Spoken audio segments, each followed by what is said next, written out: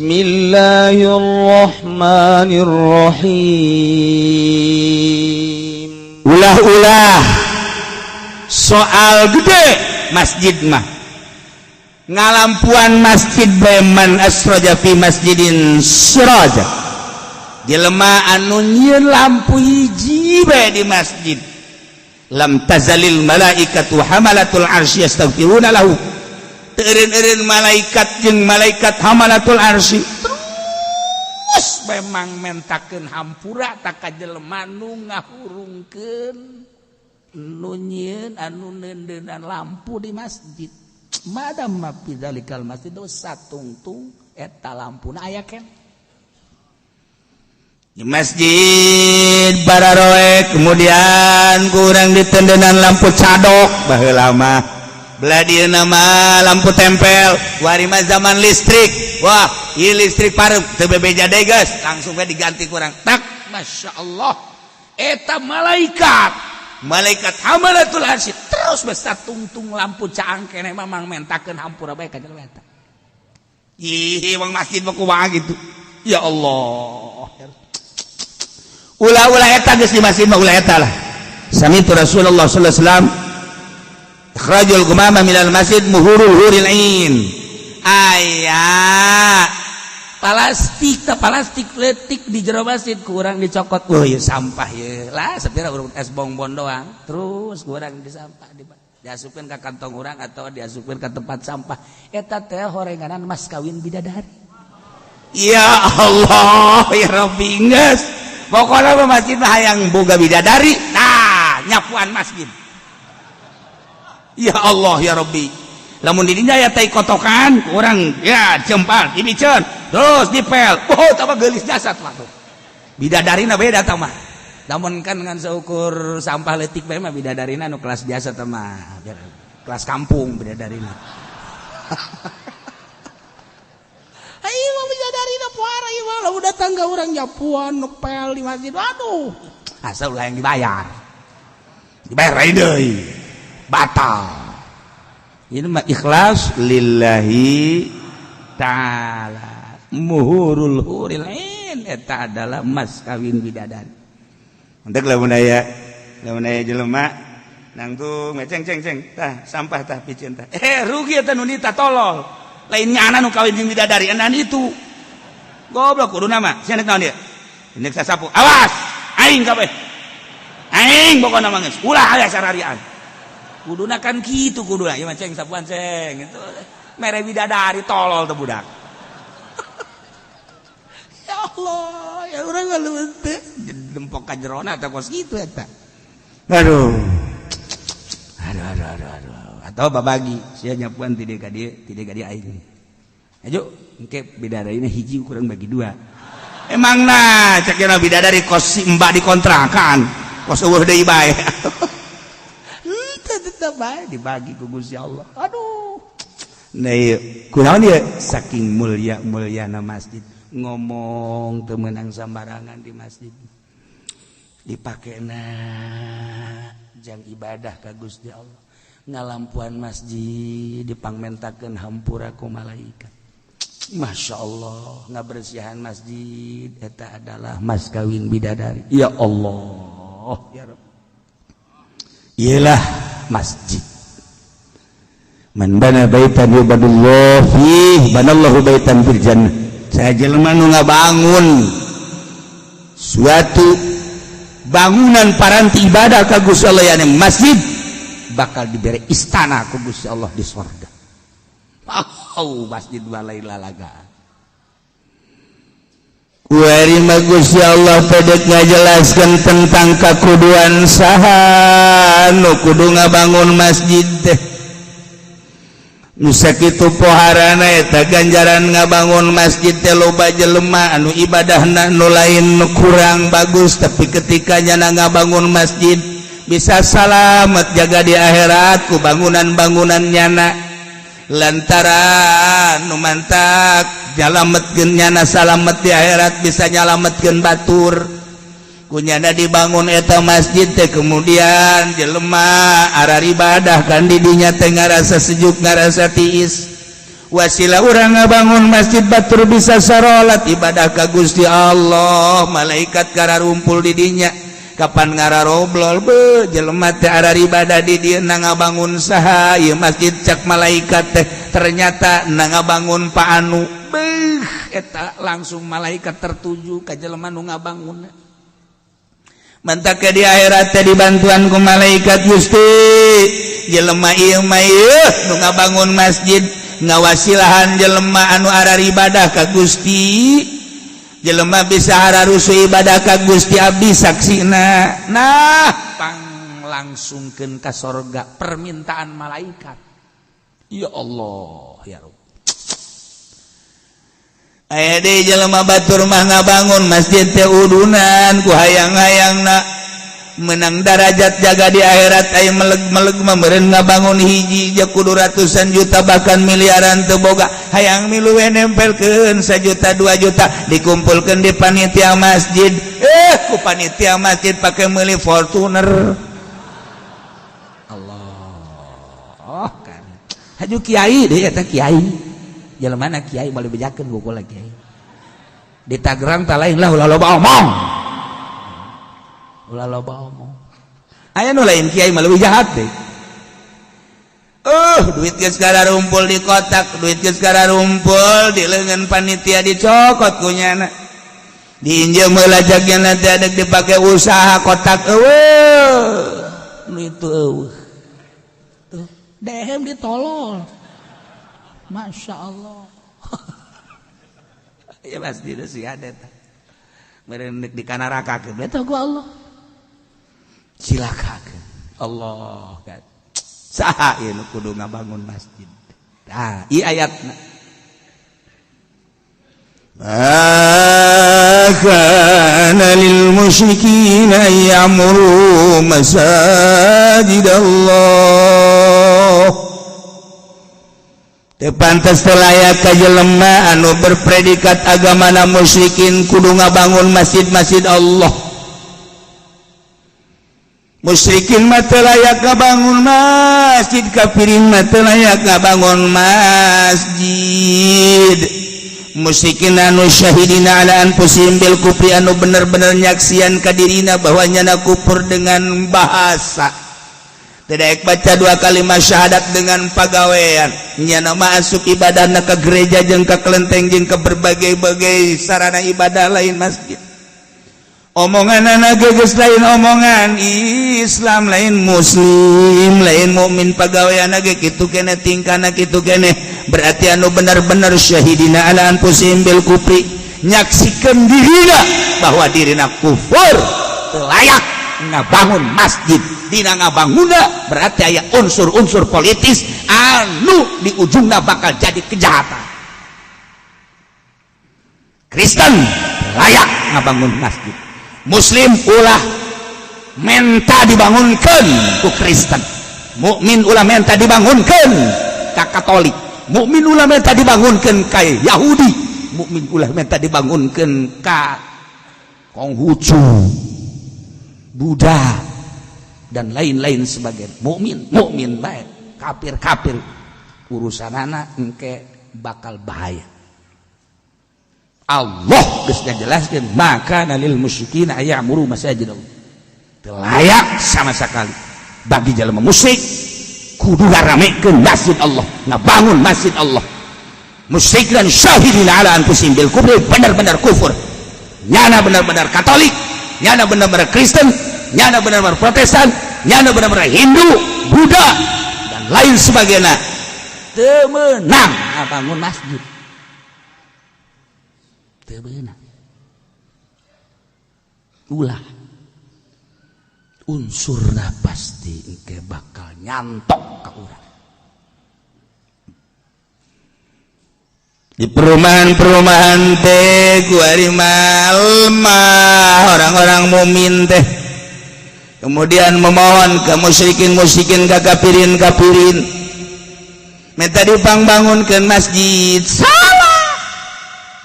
salah adapun pasumna mau masalah atau penyediaan jang masjid untuk ngabangun masjid mah tetep bae kudu urang sebagai mukmin adapun sarana pasumna masalah nya nanya diakeun tah mah tah yang masjid emang kudu, tetapi untuk ngabangun tetep bae ulah diserahkeun ka musyrikin sebab daun hatena mah nyana tetep bae ka urang ngamusuhan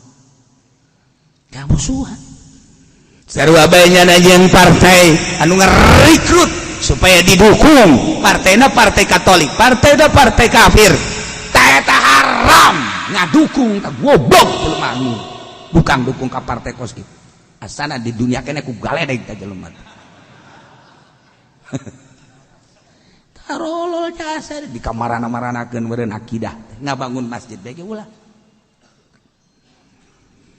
Sabab nuzul ayat ieu teh kieu nu sabenerna mah jamaatan min ruasai Quraisyin usiru yauma badarin. Ketika perang Badar pemimpin-pemimpin Quraisy teh tertawan ku mukminin. Di antara pemimpin Quraisy nu tertawan adalah paman Kangjeng Nabi Muhammad sallallahu alaihi wasallam nu ngaran Abbas, encan asup Islam saat eta. Allah karim. Abbas bin Abdul Muttalib. Ya Allah. Kangjeng Nabi boga bapak ramakna ku anjeun namina Abdullah bin Abdul Muttalib. Boga adik ngaranna Abbas. Jadi Kangjeng Nabi paman ka Abbas. Tah eta teh can asup Islam. Ketika perang Badar, Abbas teh paman Kangjeng Nabi, perang jeung Kangjeng Nabi. Kangjeng Nabi alo berarti perang jeung mamang. Tertawan mamang. Masya Allah. Akhirnya rombongan mukmin kan datang ke tawanan-tawanan lantaran ayah Sidina Abbas. Didinya nyengseukeun para mukminin teh, wahai paman Nabi, wahai Abbas anu mulya, kunaon atuh maneh saat ieu masih kene can nuturkeun Allah nu bener. Muhammad teh Nabi, Muhammad teh Rasul, anjeun masih kene mempertahankan kasyirikan. Teu boga kaisi, batur geus ariban. Di mana di meni geus ngaduku. Wahyu geus terus-terusan datang. Ai mamang ku anjeun kos kieu. Nanaonan, ieu teh nanaonan. Col Sidina Ali. Sidina Ali leuwih keras deui jalma. Ya Ali bin Abi Thalib yubihul Abbas. Heh, Abbas. Cek Sidina Ali. Ai sia teu boga deg-degan amat sih. Tuh, batur gak bisa lari mana sia bencang. Sidina Ali tas dietek meureun nya.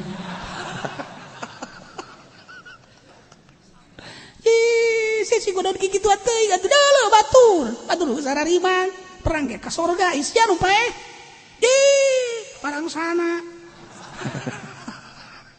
atuh kunaon merangan Allah maneh mah Muhammad geus sia di perangan heuh sia qati aturahmi pegat jeung dulur nanaonan cek Sidina Ali diisin-isin Sidina Abbas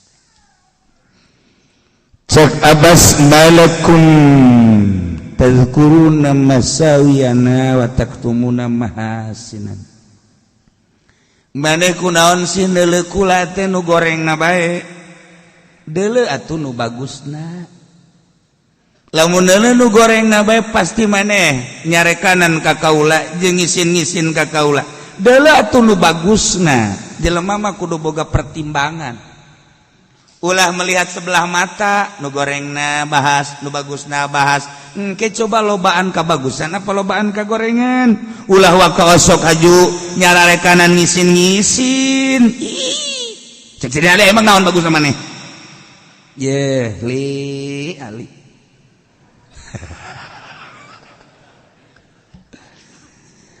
Halakum mahasinukum memang cek Sidina Ali ai kitu maneh teu neuleuh kana kahadean pan ulah ge boga kahadean aya kitu kahadean naam mana coba kahadeanan nahnu afdalu minkum nu'ammirul masjidal haram nahjubul ka'bah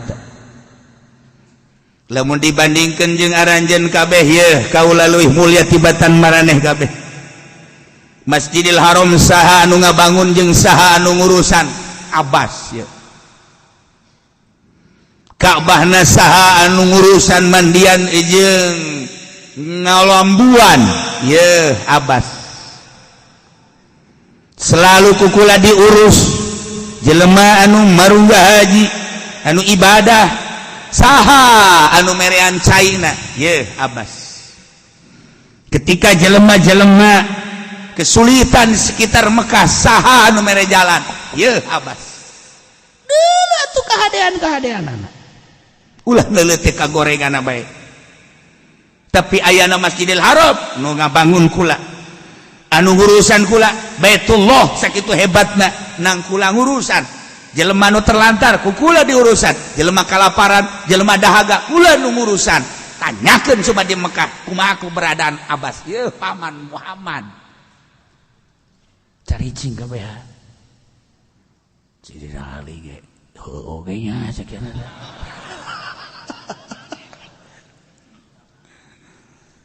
Tapi ternyata horenganan ucapan Abbas kos kitu teh teu sambarangan diperhatikeun ku Kangjeng Nabi. Kangjeng Nabi teh tadarruk ka Gusti Allah teh lila turun ayat malaikat Jibril nurunkeun ayat maka lil musyrikin ya'muru masajidallah. Teu layak Muhammad bejakeun ka para musyrikin untuk ngebangun masjid khususna Masjid Haram ku dibangun ku Abbas. Umumnya seluruh masjid nu mantak dijamakeun masajidallah ieu teh litazim sebab imam daripada seluruh masjid jihad daripada seluruh masjid sadunya menghadap ke Masjidil Haram kabeh mantak dijamakeun masajidallah litazim. Kompas urang di satu khususna Masjidil Haram anu keur dipermasalahkeun ayeuna umumnya seluruh masjid di dunia teu layak teu bagus wajar masjid dibangun musyrikin ulah. Masya Allah. Andai kata terjadi ngabangun Masjidil Haram model kusidina Abbas meme asup Islam atawa masjid-masjid anu lain dibangun ku para musyrikin ku para kafirin kumaha engke di akhirat apakah aya ganjaran? Ulaika habitat a'maluhum. Musyrikin anu ngabangun masjid khususna Abbas ngabangun Masjidil Haram anu bener-bener menguasai tentang haram jeung Baitullah na umumna mah atuh kabehan di saantero negara dibangun kunyana habitat a'maluhum sia-sia amalna. Kunaon emang? Sebab kuncina ngamal kudu iman ke Allah li adami syartiat teu aya syarat amal sebabnya na kufur hanya sebatas untuk dilihat bahwa nyana bagus hanya sebatas berarti toleran anu luar biasa. Ternyata agama Kristen teh toleransinya tinggi bisa ngabangun masjid. Ternyata orang Buddha teh hebat toleransinya aya kebersamaan jeung urang teh urang na bae ieu anu lemah teh ujung-ujungnya kan orang ngomong kos karari itu tah terutama bangsa di kalangan pemerintah kurang bagaimana dia bangun masjid kurang bagaimana dia bangun masjid dan lain sebagainya ieu mangan sakadar hayang diararaku doang manehanna nama ujung-ujung nama ka urang teh ngabusuhan kajen kukumaha sakali ulah nyana dek nyumbang orang tidak boleh nyana dek ngabangunkeun masjid teu hanai ulah urang nu tanggung jawab nyana ngabangun masjid yang menang ganjaran habitat a'maluhum sama sekali di akhiratna wa finnari hum khalidun di akhiratna abadal abidin salilama we di neraka jahanam. Nyana ngabangun masjid nyana nyumbang masjid nganaona lantaran syarat amalna kafir makan sekaligus ditimbang na gengke timbang mah timbang ngan kan bebelahanana ai urang makan ieu amal bagus katuh ieu amal goreng Geus ditimbang ge. Salat bagus. Puasa ya haji. Bari ka gorenganana coba main gaple aya deui, main remi aya deui, main judi aya deui. Ka dieu ngagilek. Urang angkat kos gitu. Brus ka neraka. Ai kafir mah ieu nu eueuhan ieu imanan tinggal sabelah. Mantaknya nama dikolektif, dirut sekaligus. Dirut saumat atau saprovinsi geus dah. Saprovinsi. Ya, Banten, mana Kristen? Dirut set brusu. Brusu. Da eueuhan ieu nu ieu na. Ai urang mah kana aya tuh teh. Urangna di tengah di dieu. Timbang. Ngaji tak masyaallah mantap. Salat teh husu gayaan lah tep. Iya kari. Puasa sanajan pindah dahar ge lumayan. Ya karim haji sanajan motoan we ge ditu ayalah. Ya karim. Belum dia ya. Dagang karung oplos. Nyana geus deulekeun bae. Wah. Bahaya ya bahaya.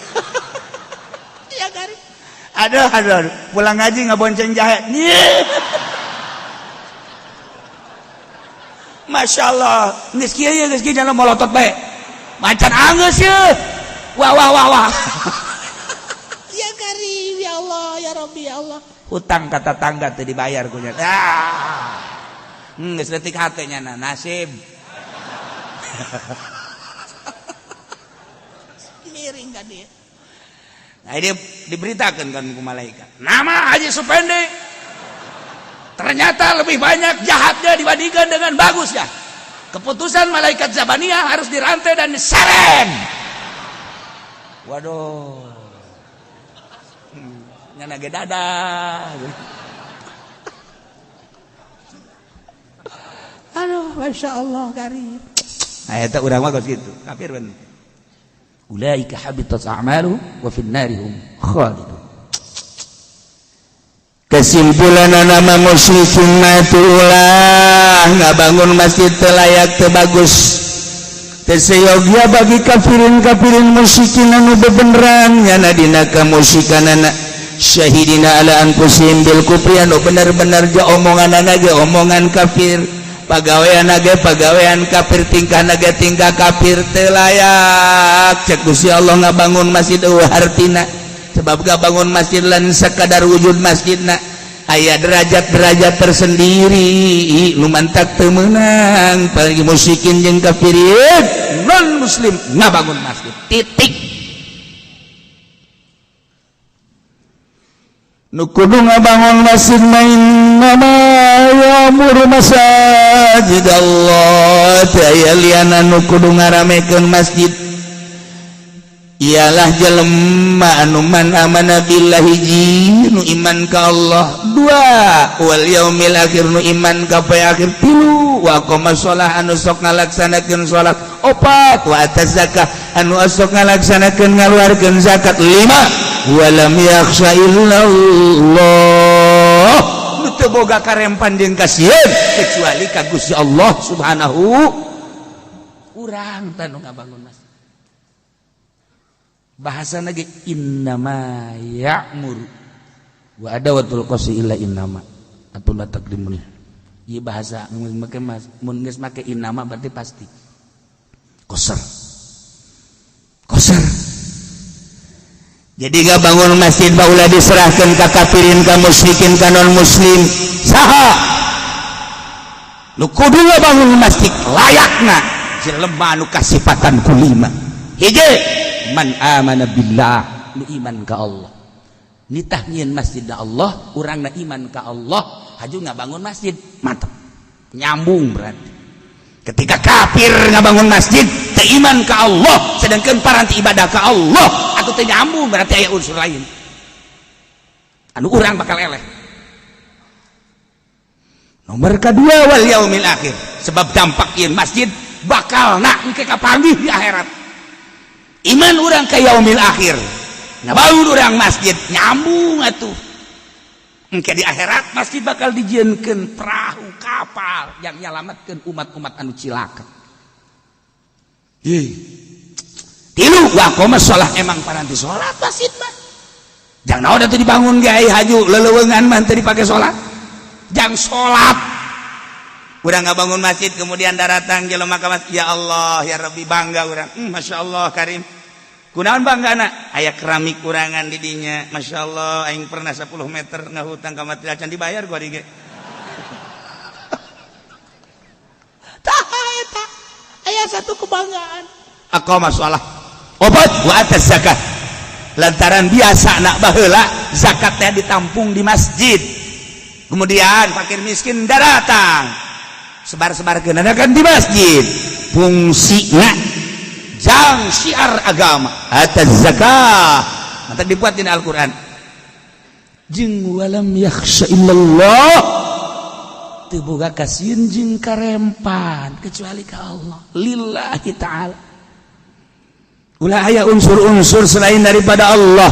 Urang makan loba kasieun. Sia bangun akunan ngaganter we aya atasan aing teu bagus. Sia kunaon eta ngabangun. Waduh dititah ku komandan aing teu bagus. Hiji bae boga kasieun mah Allah sebab urang diciptakeun ku Gusti Allah, diurus ku Gusti Allah, bakal balik ka Gusti Allah. Allah nitah beramal. Ieu amal naon ieu panitah Allah. Mungkin urang bakal ngaharep kanu nitahna. Sieun aing mah lantaran amanah ya diberi amanah ta ilmu dipake naon sia ta ilmu sia diberi amanah ta umur dipake naon ta sia umur sia diberi amanah ta dunia dipake naon ta dunia emang orang moal dihitung sabaraha taun aing mere umur ka sia salila sia pemuda datang ka paeh teh sabaraha taun digunakeun naon ku sia umur sia tah eta tah nu bakal urang bakal ditanya aing mere dunia ka sia dunia sia teh nu aing tapi dititipkeun ka sia dipake naon ku sia ayo ayat tulisan-tulisan anak ita tanu pake kasieun ayo dibere ilmu sia ku aing ha kurang kumaha aing mere ilmu ka sia digunakeun pake naon salila hirup ilmu sia teh amanah eta teh ti aing teh disampaikeun jeung unsur penyampaianna kumaha ayo coba masyaallah lamun urang ke ditanya ke di hareupeun Allah kumaha walam yakhsha illallah eueuh kasihan kecuali Allah hiji bae di dunia paling ketembak di dunia paling ge di itu penjara di dunia beres tapi di akhirat selamat. Imam Hanafi mah diseret kita nyaritakeun ngomongkeun bahwa Al-Qur'an jadid bisa Al-Qur'an gadib seret manehanana saya seret sidang deui sidang tanya kumaha ieu jadid apa hadis qadim apa jadid gadib sakitu geus dikuyuk-kuyuk eta penjara kajeun cek Imam Hanafi Masya Allah justru di jero penjara Imam Hanafi ngarasakeun kalazatan ketemu jeung Allah Subhanahu wa taala. Eta mah hanya sahabat. Di jero penjara terasingnya jeung makhluk-makhluk. Nikmat poregadan di penjara. Bisa wusul ilallah. Bisa ningali ka Allah ku mata hati. Ya Karim Allah. Nah, mantak ieu masjid nu ngabangunna urang sebagai mukmin. Sakumaha tadi keistimewaan masjid anu luar biasa. Lamun jelema boga dunia kemudian haju siap ngabangun masjid terutama di pinggir jalan. Di pinggir jalan. Jelema ngabangun masjid di pinggir jalan kemudian jelema lewat pas waktu salat terus nyana salat di dinya eta mah geus teu kudu caritakeun buanjana nu buadana nu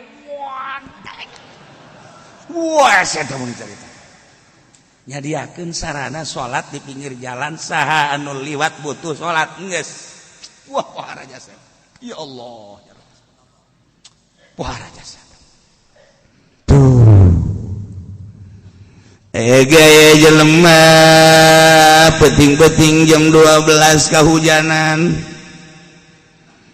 ajumanana tana leuy mah sugi hajunya nah yang endong keketrok ka imah nu sugi ketrok siapa nu sugi saya ada apa nih saya kehujanan oh iya saja ulah terus bae bari dibuka ke lawang saha sih sabenerna hayang dihormat jana ulah minantu Allah beuh pohara amat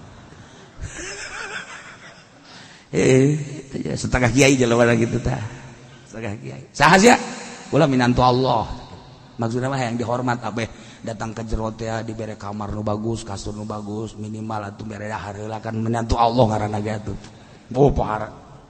Oh sia minantu Allah. Tungguan mukakeun lawang. Dicekel we leungeun. Ayo tadi ka imah Allah sia.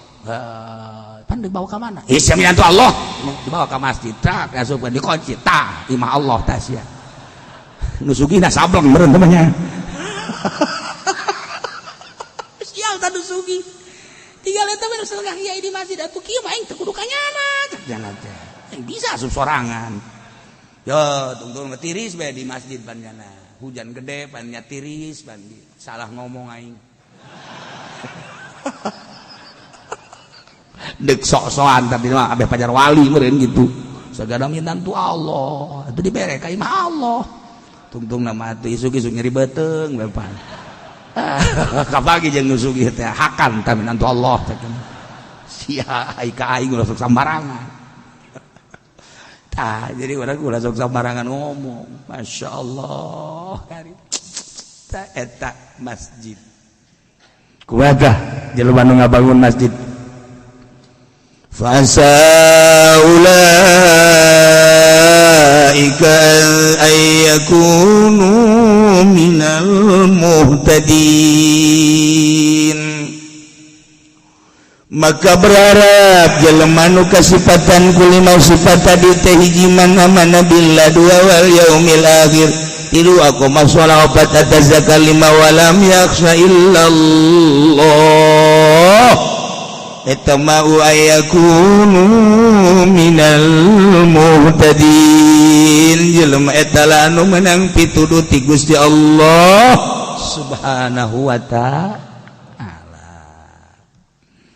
Namun orang mampu ngabangun masjid ku sorangan luar biasa teu mampu atuh kuduaan teu mampu urang kulimaan teu mampu mah atuh urang babarengan bae jeung masyarakat ieu urang babarengan ngabangun masjid ulah sok diserah-serahkeun ka kapirin ka musikin ka non muslim bahkan lamun aya nu nyumbang cek fikih mah teu naon nu nyumbang ti kafir teh tetapi cek ahli tasawuf teu kudu gagah muslim lantaran dititahku Allah mual misret nu nitahna ge Gusti Allah asal urangna nu bener.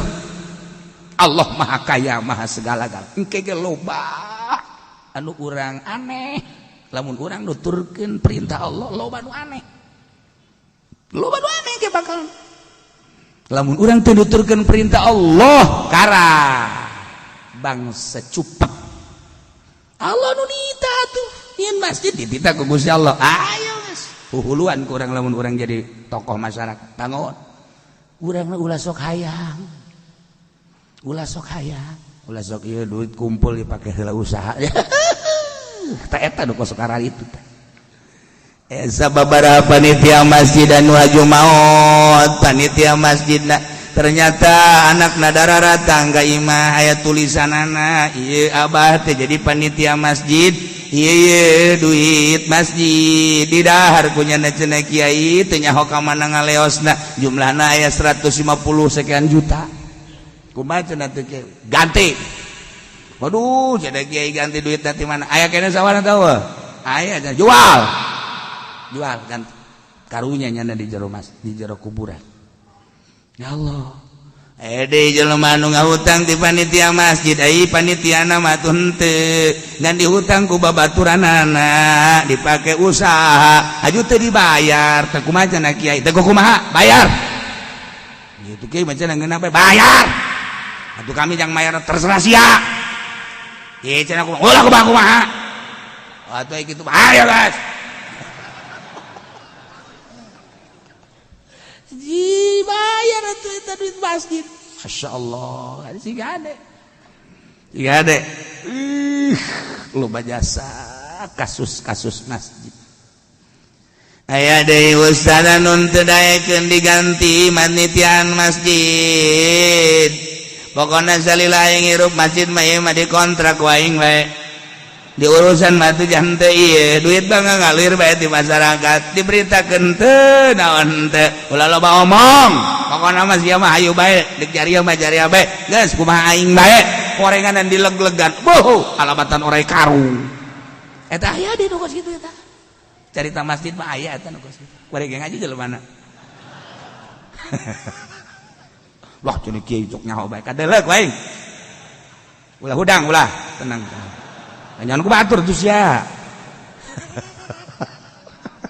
masjid ya Allah geus bogo teh anu maca khotbah yang dibayar mah teh mah tololna ge tololna deui ti tolol teh masih 5 kilo ka ditu cenah kiai tinggal kiai bonya khutbah mapan salat Jumat teh mah tuh kok hayang dibayar kecuali adzan mah masalah teh hayang dibayar ge tapi ai khutbah mah tuh ulah masyaallah kari do cerita mah ki uci mah teu nyahoan coretna bawa ka dieu sia kitabna nu mana ayo coba khotib kudu dibayar ayo coba ka dieu soekeun sungut sia we sia heran aing mah engke mah nya salat lohor ge hayang dibayar asar magrib pangmayarkeun aing geus mending ngasupkeun kunclungkeun ka sumur pareum habak cor aing heran di akhir zaman salat kudu engke mah puasa ge hayang dibayar sia ambo parangsana Fa'asa ulaika an yakunu minal muhtadin ialah jelema-jelema anu ngabangun masjid nu kasipatan ku 5 iman ka Allah iman ka yaumil akhir ngalaksanakeun salat ngaluarkeun zakat teu boga kasieun kecuali ka Allah na la yakunu minal muhtadin nyana anu menang pituduh ti Gusti Allah Subhanahu wa ta'ala ngan eta tah ayat tungtungan walam yakhsha illallah ulah boga kasieun kecuali ka Allah jadi nu dideuleu ngabangun masjid majlis mushola pondok pesantren hiji be Allah ulah aya unsur-unsur nu lain karakman ya Allah ya. Jadi kesurang jelas atau guaring instruksi ti Gusti Allah tinu bogana tinu khaliqul makhluk siga geunaheun urang dibangunkeun masjid ku musyrikin horenganan asal siga ngeunaheun urang tararis dibangunkeun ku kafirin orang salah tatenu gos itu teh horenganan boro-boro ngabangun musyrik mah asup ka masjid ge haram hukumna asup ka masjid haram hukumna kafir asup ka masjid haram hukumna non muslim asup ka masjid haram hukumna masyaallah tuh ngomong ngabangun lamun aya DKM guarinde kadatangan tamu kemudian tamuna teh kafir aju negayakeun acara di masjid haram kafir asup ka masjid guaril Kapolda Banten teh kapan Kristen sedangkan di orang teh loba acara-acara nah ieu Kapoldana asup ka masjid haram asup ka masjid dah haram dikecualikeun aya kepentingan negara asal geus kecuali bae kan eta mah toleransi urusanna aslina mah kan haram aslina mah haram kecuali aya kebutuhan urusan politik kebenarannya bergelut di kewilayahanana anu memang kumpulnya di masjid dikecualikan masalah sebatas nyaritakeun kepentingan negara di luar eta tetep haram bahkan lamun urang ngabangun masjid kemudian aya tukang bas teh non muslim haram masjid dibangun ku tukang bas lain muslim dengekeun ku ceulis ya cuma ngaji beneran ya ceulina buka bangun pareureum bae heran ente cenah kiai lah ya kaseueuhan teh nguduk ajan kokomah ge yes ya jadi minantu Allah kabeh ngare di beuteung sia ge oh sakali deui musyrikin kafirin manon muslim boro-boro ngabangunkeun masjid asup ka masjid ge haram lamun DKM ngameunangkeun asup ka masjid ka kafirin tungguan gara modar ge di akhirat dikarebekeun di neraka kecuali aya kepentingan anu patali jeung nagara nyana kebenaran keur bergelut di negara contoh model Kapolda Banten kemudian nyana asup ka masjid lantaran aya hiji nu rek disampaikeun nah eta mah utang hitung setelah nyampaikeun nyana geus teu meunang diuk di masjid kudu di luar wani henteu sia ka Kapolda kos kitu ayo coba Bapak Kapolda yang akan menyampaikan tentang urusan situasi dan kondisi keamanan di Banten. Dengan demikian dipersilakan untuk memberikan mau itu atau nasihat-nasihatnya yang bertalian dengan keamanan Banten. Dan setelah itu Bapak Kapolda harus duduk di luar masjid. Ayo sih ditembak sih ya. Di jero masjid haram. Ini kumaha tuh? Sebabnya nama kan eueuh kecintaan ke masjid. Berbeda. Jadi berarti manehanana mah kan lalagaan di jero masjid. Sementara urang mah kan ngagungkeun ke masjid. Aya aturan-aturan tersendiri kan di masjid teh. Nyana mah kan teu boga lantaran lain imah nyana. Teu nyambung antara nyana jeung masjid sebab kafir ka Allah anti, ka Kangjeng Nabi Muhammad anti. Sedangkan ieu mah wudi alil ibadah masjid mah. Tah, mudah orang ningnang boga Kapolda. Tah. Ya. Mudah syahadat ka masjid, asup ka masjid haram, dikecualikan aya kepentingan. Urang ngabangun masjid ya, ngabangun masjid. Ngabangun masjid nu ngabangunna tukang basna non muslim, haram. Kudu muslim bae. Emang eueuh deui kitu muslim anu bisaeun. Cenah bararengkok mah kajen bengkok saeutik mah.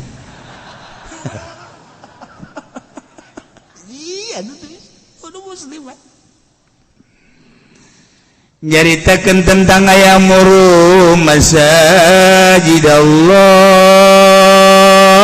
Innama ya'muru masajid Allah. Takmir berarti kan ngabangun masjid. Ngabangun masjid aya dua, hiji ngabangun hisiah, nomor kedua ngabangun ma'nawiyah. Ngabangun hisiah mah ngabangun secara finansial, secara bukti, secara ngabangun fisik, eta ngaranna hisiah, ngabangun masjid atawa islah renovasi masjid. Patali jeung pembangunan masjid ngaranna hisiah, asup ka dieu innama ya'muru masajid Allah, patali jeung fisik masjid, mulai dibangun pondasi sampai selesai atau renovasi atau tazyid, memperbaiki mapayasan masjid sarua, eta ge termasuk hisiah. Kaca-kacana ku urang diganti eta hisiah ngaranna. Oh iya disbangna geus teu layak diganti ku urang. Oh iya lawangna tah eta. Atau iya dipoles deui ku urang tah hisiah, mulai tina ngabangun atau renovasi atau memperbaiki mulas-mulas dan lain sebagainya. Nah ieu ngaranna hisiah, takmirul hisiah, asup ka dieu innama ya'muru masajidallah. Aya anu ngabangun masjid takmirul ma'nawiyah. Ngesianana datang orang gadinya pakai sholat, kurang pakai itikaf, eta ge ngabangun masjid kene. Jang naon hartina masjid atuh anu mun ngesian. Jang naon datang orang ke masjid, orang itikaf di masjid, takmirul masjid. Ngaranna ngaramekeun masjid. Tadi mah ngaramekeun masjid segi bangunan, kuari mah ngabangun masjid segi ibadah ma'nawiyah. Yo, orang ngajakan ke masyarakat yuk, orang ramekeun ieu masjid yuk, orang pakai marhaba malam Jumat, orang pakai ngaji nu patali jeung ibadah. Yuk, orang ngagungkeun ka Kangjeng Nabi, poke maulidan, urang nyaho salat, nyaho puasa, nyaho zakat, nyaho ngabangun masjid ti Kangjeng Nabi. Yuk, urang maulidan atuh ulah cara Muhammadiyah. Muhammadiyah mah kunaon sih? Nyaho salat ti Kangjeng Nabi, tapi ketika deuk diramekeun Kangjeng Nabi ulah nanaonan urang nyaho Allah ti Kangjeng Nabi, wajarlah urang agungkeun ieu Kangjeng Nabi. Yuk nyarokot apem sering hiji. Ayo geus pokona mah dat ditampung ku panitia, dibawa ka imah panitia. Masya Allah, tamirul masjid. Saha nu layak jadi imam, saha nu layak jadi muadzin, tamirul masjid supaya ngeunaheun setiap jelema nu datang ka dinya terasa ibadah teh. Sok Hayo urang ayeuna mah ramekeun ieu masjid teh sanggeus tadi bangun ngabangun ngaranna takmirul hisyah kudu muslim teu meunang kafir. Nah takmirul ma'nawiyah kudu ahli ibadah nu layak dihareupeuna saha ieu imam nu layak belah dieun imam saha sebab naon besi imam hitut imam salat maghrib Allahu akbar menang sarakaat tut sak imam teruskeun ulah tugu masih bae amun teruskeun atuh doraka sia nipu batur ieu sia teu boga wudu batur boga geus salah teh geus eueuh imaman kan nah ieu nu disisieun urang teh kan lamun nu bodoh weh kumaha ieu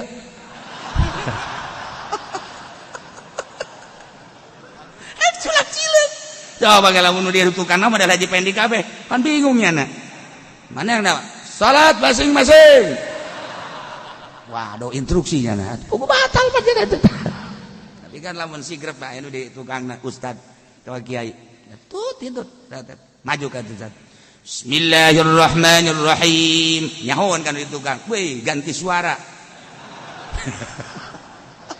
langsung berangkat menang 2 rakaat menang kedua hitut deui nya kan ieu kudu tah ieu nu katilu jadi berarti 1 kali salat maghrib 3 imam itu masalah tah pala linter makan geunaheun coba lamun nu bodoh masyaallah karim culak cileuk Noel kumaha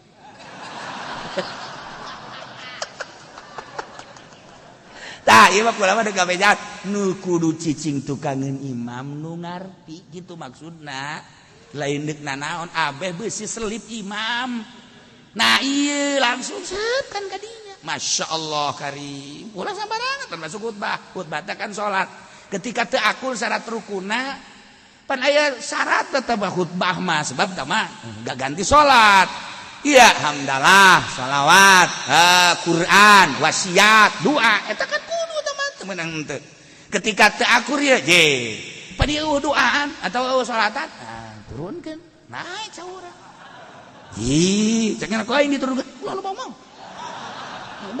orang langsung alhamdulillah sholatu wassalamu ala rasulillah tadi kula ningali ka empang ningali lauk teu parapan seorang lauk betok kok Masya Allah karim ya Allah ya Rob cek masyarakat jadi kos kieu ya alhamdulillah ulah tadi ka empang ningali liang si orang liang kasih Allah wah ya teu beres ieu tah eta nu ditukangin imamna ulah sambarangan geus aping si imam besi kasalahan besi batal set langsung plek ngeunah mantak haram Madinah Mekah seperti eta teu karasa ku urang pernah kamari kula keur umroh kamari imam batal imamna batal langsung keluar ganti kan ngeunah ulah sok kaju di arah rantep kos kitu ketungtung nama lain mah batal ke kajian karunya muatan dek terus bayar goblok beneran jadi bayar pan jadi imamna emangna angkot jadi kurang dinasehatan dibawa ke kuburan dizarahkeun supaya nginget-inget maut jadi zarahna ulah zarah calo zarah salah teh calo zarah teh datang gadi tujuan nu boga maksud geura tulis gadi ieu urang setorkeun ka wali ayo urang rekeskeun gadi ku kula direkeskeun kos geus wauh bae nya jeung wali eta salah kos kitu tungtung nu maju ditarulis nu hayang maju usaha nu hayang naik pangkat nu hayang deket jodoh macem-macem salah tete calo zarah kos gitu rantai abek nu kos gitu kuduna lain gitu calo zarah mah dulur sadaya ya urang zarah kawali wali mah jelema nu geus teresepeun kana dunia ahli tapa ahli qanaah yu urang turutan ya wali ulah dedesegan kana dunia urang jabakal mau torengnya jadi calo zarahna ge hayang untung penblon eta teh dah jadi nginget-nginget ka diri urang bahwa urang bakal maut. Nasehatan ku urang ulah cara calo-calo zarah anu haju hampir-hampir ngamusyrikeun. Nauzubillah min dzalik. Komo kuncen-kuncenna henteu ditatar heula kuncenna ge. Ambalaya acak-acakan ya ziarah teh. Iyalah urang sederhanakeun umur urang pake ngabakti ka Gusti Allah Subhanahu wa taala. Cak Gusti Allah kurang naon aing mereka sia sebagai pangeran.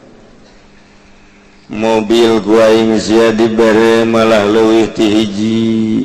Imah ku aing sia dibere malah leuwih ti hiji. Pakaian jutaan sia awak sia dibere sehat. Usaha sia dibere maju ku aing. Tapi pan sia can ngarang khusus salat ka aing bego sia. Cak Allah tapi tolol sih. Aju masih kena meronta terus-terusan menta.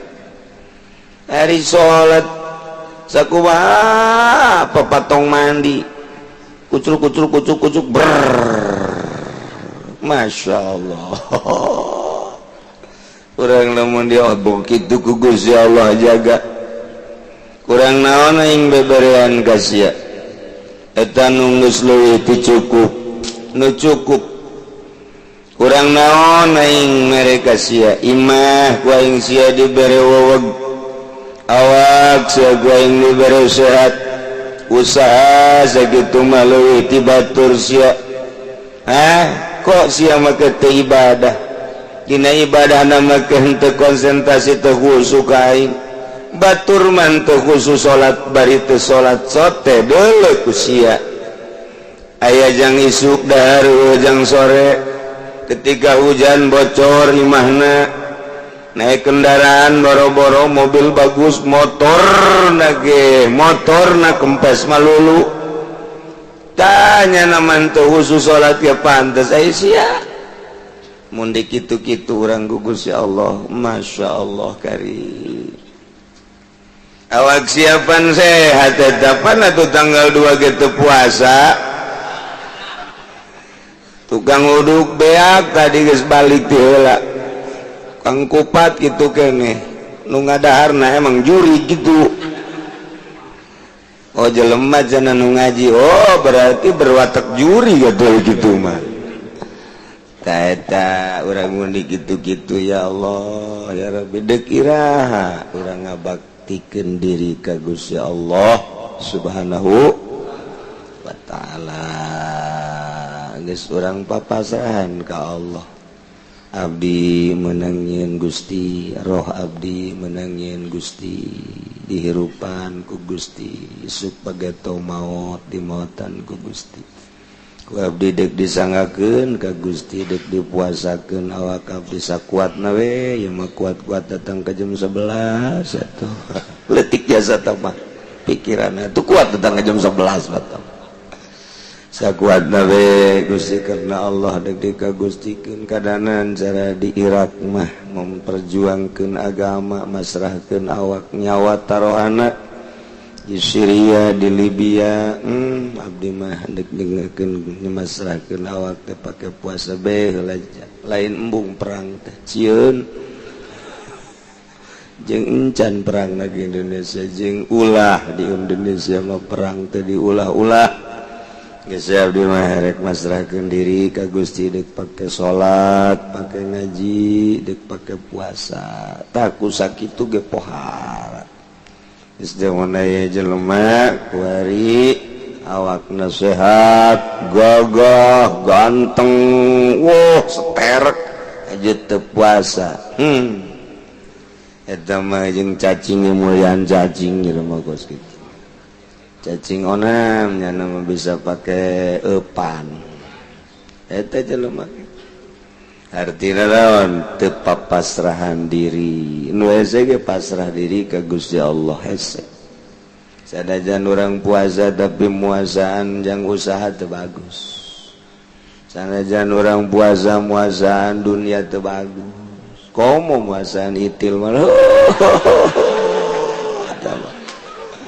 mainnya kos gitu kudu dipuasaan keneh bae ya Allah ya Rabbi isin lagi Allah karim puasana ulah ya belajar orang puasana lillahi ta'ala ulah ya unsur-unsur kedua selain Allah hijib Allah hayang menang ridho Allah subhanahu ta'ala belajar orang ibadah model geus ulah ya unsur-unsur kena kaditunan waya unsur mah ibadah neureun kos tahajud salat duha kiai cenah kula kurang kumaha penting tahajud isuk-isuk salat duha tapi usaha macet dihubung-hubungkeun ibadah jeung nu kos kitu cangkel lain mangadengeun lagi kudu ngaji heula teh jelema kos kitu tah geus ibadah mah geus bae ka Allah lillahi taala ulah sok dihubung-hubungkeun jeung usaha sebab usaha mah eta mah geus dibagi ku Gusti Allah geus anggeus pembagian urusan dunia waktu urang keur di jero beuteung sugihna susahna geus aya tulisanana ulah sok dihubung-hubungkeun ku ari mah tinggal lillahi ta'ala eta mah urusan-urusan salat duha kana rezeki eta mah sakadar ngabibita jeung jelema anu handap imanna nu ipis imanna tamah supaya kabita ujung-ujungna mah lain kitu supaya langgeng salat duha lantaran di surga aya babud duha engke aya babud tahajud aya babud sedekah nah ku urang nu kuari dilaksanakeun bakal ku urang kitu kasorang sesuai jeung pagawean urang teh lalaunan geura urang bari puasa ku kula moal dijelaskeun sakaligus di bulan Rajab teh nu mantak disunahkeun puasa komo ahli sufi mah lantaran hiji pertama datang malaikat Jibril ka Kangjeng Nabi bulan Rajab walah jadi Rajab teh sangat bersejarah bagi Kangjeng Nabi. Nomor kedua di bulan Rajab teh aya hiji sejarah nu wajib ku urang diimani ialah diisrokeun sareng dimi'rajkeun junjunan alam Kangjeng Nabi urang Kangjeng Nabi Muhammad sallallahu alaihi wasallam dina Al-Quran subhanalladzi asra bi'abdihi laila al-ayah. Jadi luar biasa dina bulan Rajab mantak disebutna Rajab eta syahrullah bulan Allah lamun bulan Syaban syahri cek Kangjeng Nabi bulan kaula lamun Ramadan ialah syahru ummati tilu ngarendeng pohara jas syahrullah bulan Allah julukanana bulan Rajab geus urang disunahkeun puasa cak Kangjeng Nabi man shoma as-sabi'a wal 'ishrin min Rajab kutiba lahu syiyamu sittina syahron sajalema nu puasa datang ke tanggal 27 di bulan Rajab maka bakal dicatat sarua jeung puasa 60 bulan 60 bagi 12 berarti sabaraha eta sarua jeung 5 tahun urang puasa datang ke tanggal 27 di bulan Rajab sarua jeung puasa 5 tahunan Masya Allah ganjaranana entak nu karolot teh kumaha ieu mah nu bakal moal datang ka Rajab hareup geus lesu jasa kadeuleuna ge leumpangna ge geus lah ieu mah boro-boro katabrak mobil katabrak kotok ge ngaguling asana ieu mah ta eta geus wayahna sekolah boga pagaweana naon geus mendingan ngabaktikeun diri dumadeus ka Gusti Allah lah aing hirup ti ngongora ieu amburadul bae mulai ti kuari ngabebener baca urang istighfar nu loba geus kolot mah tasbih kongkoyangkeun dibaca manteu eta kos kitunya geus kolot bah sadar diri ngabaktikeun diri ka Gusti Allah Subhanahu wa taala. Lamun nu kolot kuat atuh komo nu ngora isin nu kolot bae nu geus rempo kuat kunaon nu ngora henteu komo nu ngora atuh keur memeujeuhna. Jadi ganjaranana beda nu kolot jeung nu ngora. Dina maksiat beda nu kolot jeung nu ngora nya nu kolot puasa Rajab nu ngora umur bangsa 17 18 20 25 30 tahun puasa gedean ganjaran nu ngora dibandingkeun nu kolot. Sabab naon? Sabab nu kolot mah pantes puasa ge jara rasana geus tereh modar nyana geus asa deukeut ka kuburan bae aing mah puasa bae deuh pasti kos kitu tah tepat nu ngora mah panjang keneh lalakon rarasanana tapi geus daek puasa gedean keneh budak ngora ganjarana tibatan nu kolot kitu keneh maksiat. Lamun anu kolot zina naudzubillah min zalik nu ngora zina deui gedean keneh nu kolot eta mata siksaanana lantaran geus kolot bae ge masih keneh daek zina tolol amat nu ngora onaman lain onaman teu naon lain artina ngalaksanakeun zina teh keur mumujuhna luar biasa kabair ngan dibandingkeun dosana kabair nama kabair sarua dosa gede ngan nu kolot mah kabairna ge kabairing kabair sebab geus tere modar masih keneh ngalakokeun zina bloon dua kali bloon lamun nu ngora bloon nu kolot mah bloon geus kolot masih kena maksiat beda derajat Masya Allah ya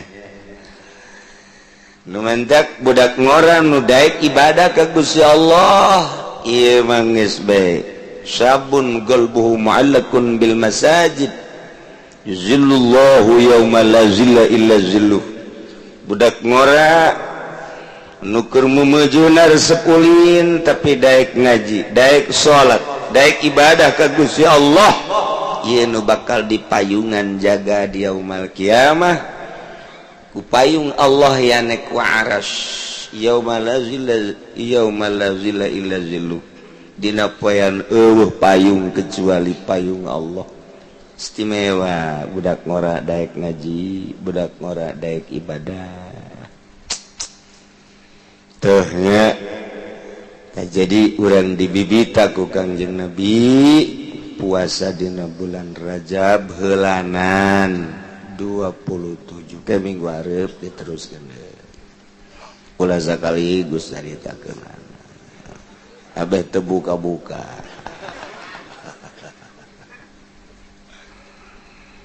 ulang nuluykeun masalah materi pengajian urang tentang kisos